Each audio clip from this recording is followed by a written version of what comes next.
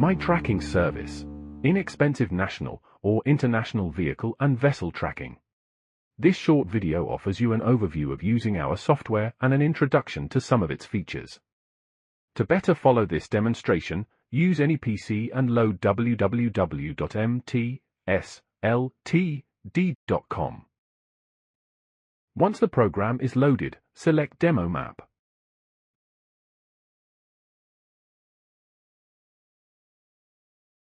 The program offers you two different types of screen. One designed specifically for smartphones, the other for computers. We'll use the computer one for this demonstration because it shows more. Clicking on the image will load the program. This is just one of many ways to load the program. Once in the computer screen, you will see there are many options. For the moment, let's just look at the main areas. This is the map area.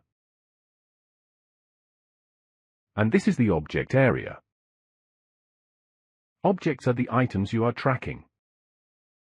Note with the phone version of the app, these two screens are separate and not combined as they are on the computer one.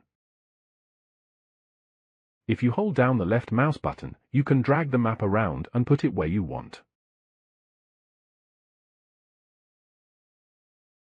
If you go across to the object box, you can click on a vehicle's name and it will take you to where that vehicle is. In this case, this one is in the Channel Islands. If I now go up and pick on the cherry picker, it will take you to where that vehicle is near Croydon.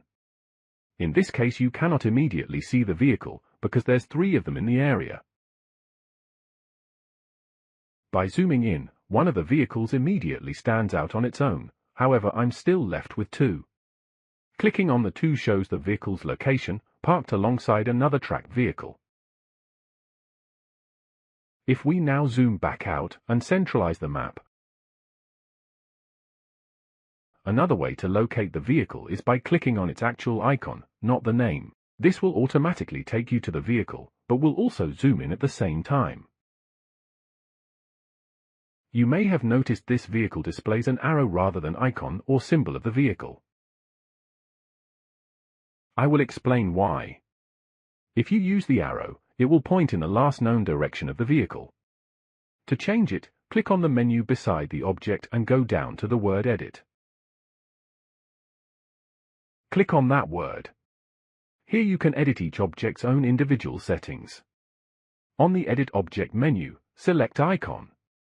Then Show Icon or Map and select either icon or arrow. If you choose icon, you can click on it to select a different one. There are many other things you can do in this section, most of which are self-explanatory, but for the time being, just click Save. So far we have been using the Google Street Map. If you click the top right-hand corner, you can change this to different maps.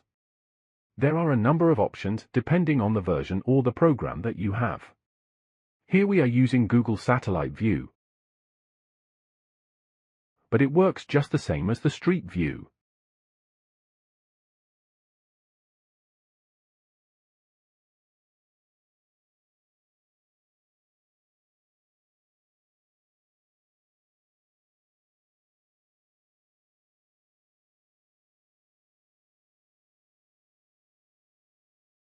Here is the Ordnance Survey map, the Bing map, and finally back to Google.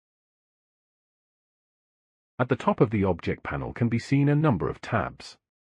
Most of these will be explained in the help files, but let's have a look at the History tab. Clicking on the History tab will reveal a number of options. The first one is to select the vehicle you have in mind, in this case Steve's van. You can then select when you want the filtering to be done from. We will select the 5th to the 5th, and then we will take it up until 8 o'clock that night.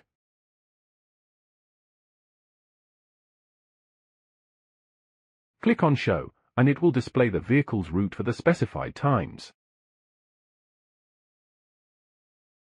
Because the arrow icon is a light, it will also show its direction.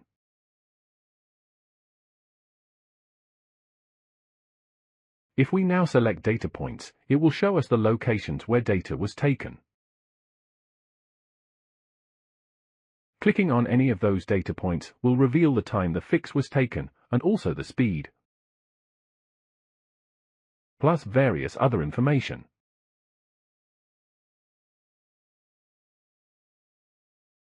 There is also a useful little shortcut that will take you to any individual's object's own report. Go to an object and click on its menu. In this case it is a Doha-based vehicle. Select Show History, followed by any of the preset reports up to 3 months ago. We will look at today. This shows you where the object has been up until the time you run the report. On the left-hand side, it will also break it down into time parked and time traveled.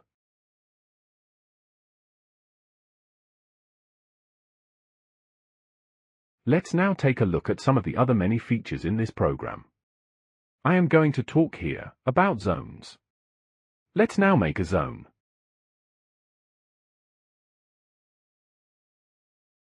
Having created the zone, I'm now going to draw it.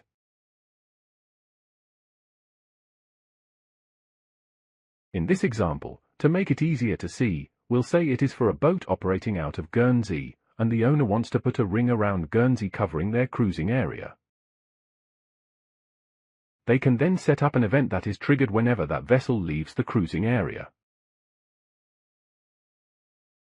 Things might change, and they suddenly find they have to go to one of the other islands, so that zone could be extended to also cover that island, giving them a long-shaped cruising area. As you can see, the drawing tool is quite flexible, and you can make it do almost anything that you want. Here is another zone, set up by one of our customers. It is connected to an event that triggers a message every time one of his fleets goes into the London congestion area, thereby saving him a nasty surprise. Let's now turn our attention to how you create an event. If you go up to the settings, a little tip here, it looks like a graphics equalizer. Click on that, and you'll see a tab for events. Click on that, and you are on the event screen. At the bottom of the screen, you'll see there is a plus sign. If you click on that, it will allow you to create a new event. As you can see, there are many options, most of which you can read about in the help file. First of all, we must select the type of events, and as you can see, there are many of them. At the bottom, you'll notice the one we talked about earlier, which is when you enter a zone, or when you leave a zone. However, what we are looking for in this instance is overspeed. Having selected overspeed, we now have to decide who it is going to apply to. We can select, say, all of our objects, or we can say we'll go for one particular vehicle.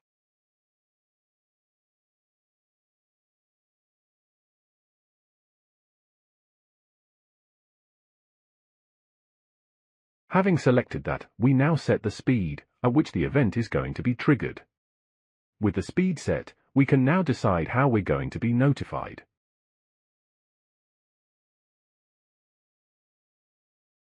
System message means it will pop up on the screen in the program.